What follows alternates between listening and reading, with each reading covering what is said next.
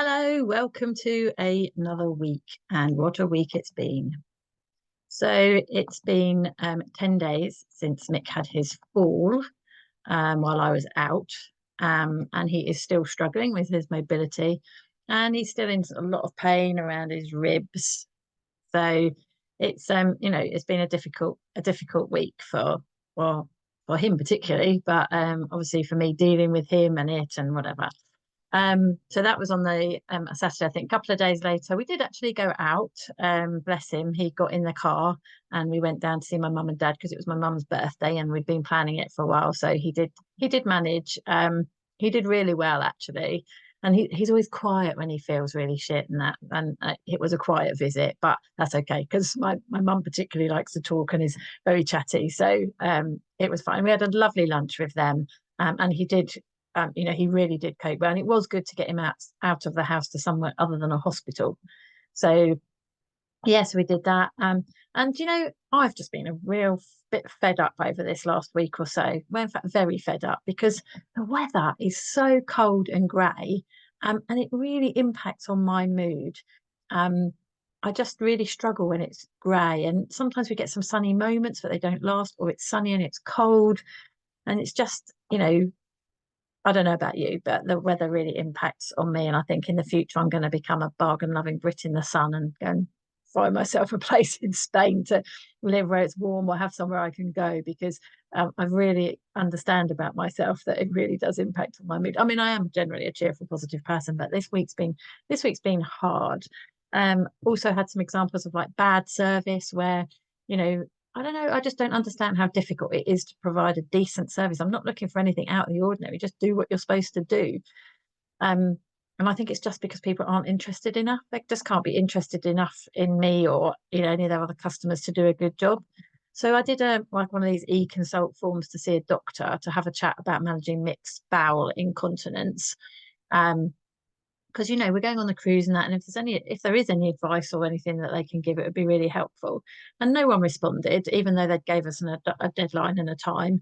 So I chased it, and to find that they dealt with it and had him down to go in for an appointment. But they didn't tell me that. They didn't send me any notification. And we've not got a date. We've just been told it'll be about 6 weeks because they've got about a 6 week lead time. So we'll wait and see whether that ever actually happens.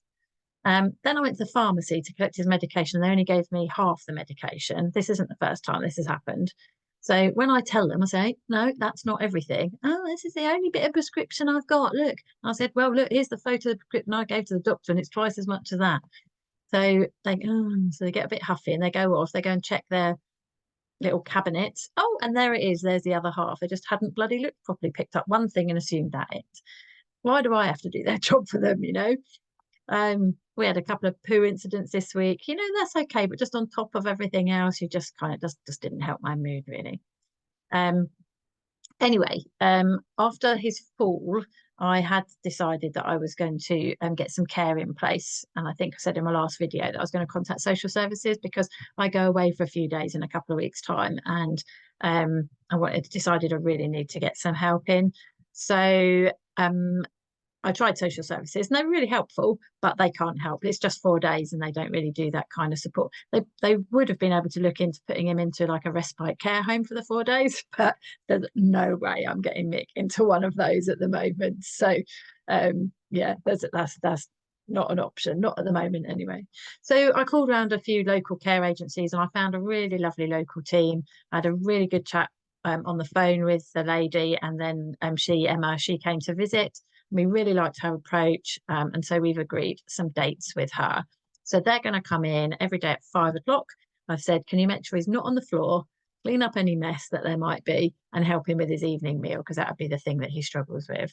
So I've already got, on 2 of the other days, I've already got my dad coming one day at lunchtime and my cleaner coming in the other day at lunchtime.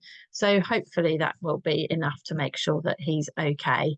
And they do a choice of times as well, as in like visit lengths. So they did half an hour, 45 minutes, or an hour, or longer, of course.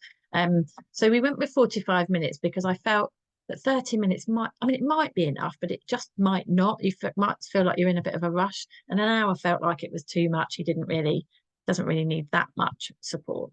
So we went with 45 minutes. And it's about £23 a session, which I didn't think was too bad. And it's worth it for his safety and for my peace of mind. So yeah, so that's all organised and in place for on way. So I feel better about that. So I've had a couple of chats with friends this week. I went out for lunch with one lady, which was really good. I did get Mick to wear his alarm pendant while I went out because I was out for about 3 hours, which he did. He didn't need it, so that's really good. And also, then he went to the hospital this week, another outing, another exciting outing.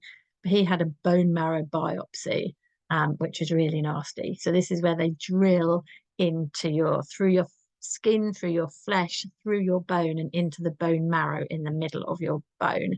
They take out a sample so that they can send it off and do biopsy, whatever on it, so that they can see how his cancer's going or whatever.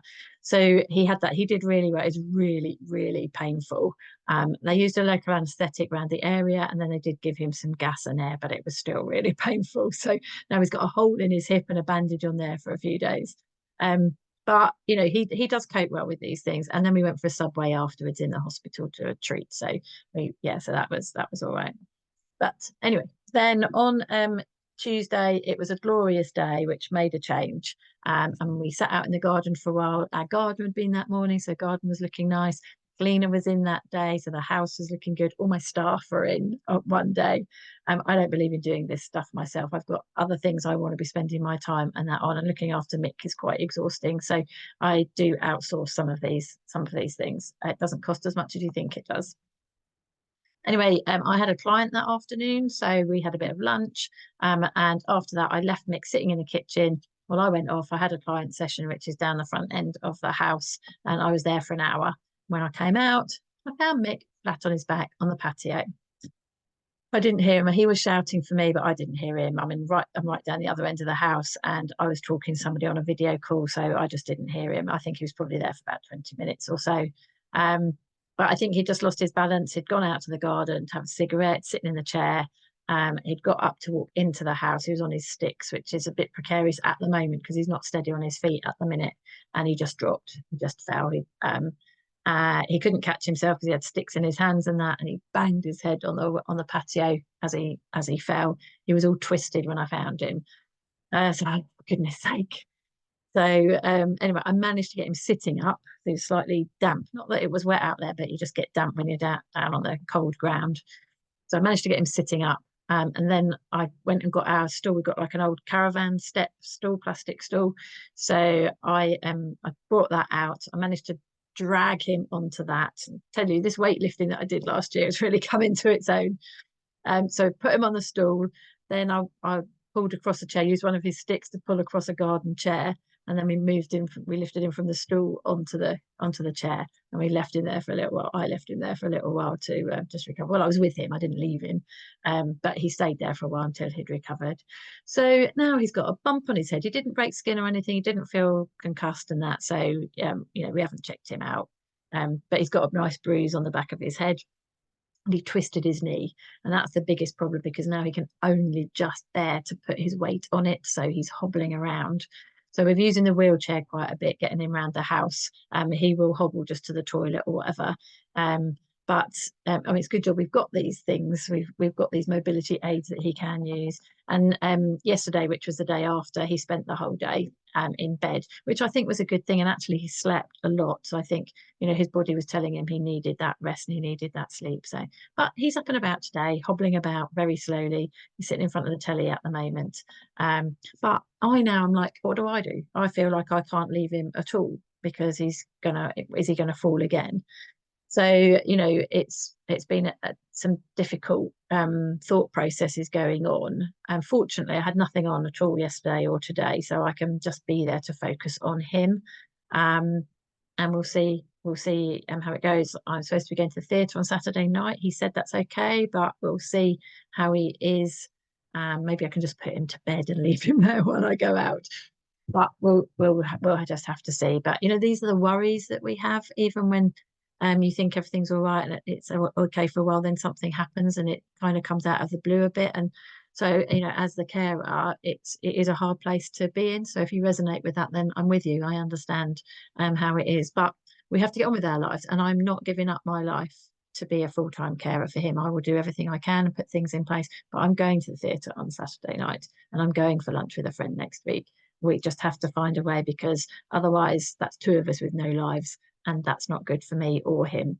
So, oh, there we go. What a wonderful life we've got. But, you know, we do what we can and we have to keep smiling, and we have a little giggle at various things. So, you know, we have to be quite light-hearted about it. But there we go. That's my adventures for this last week. Hope you guys are all keeping well. Click on my subscribe button, and I will see you soon.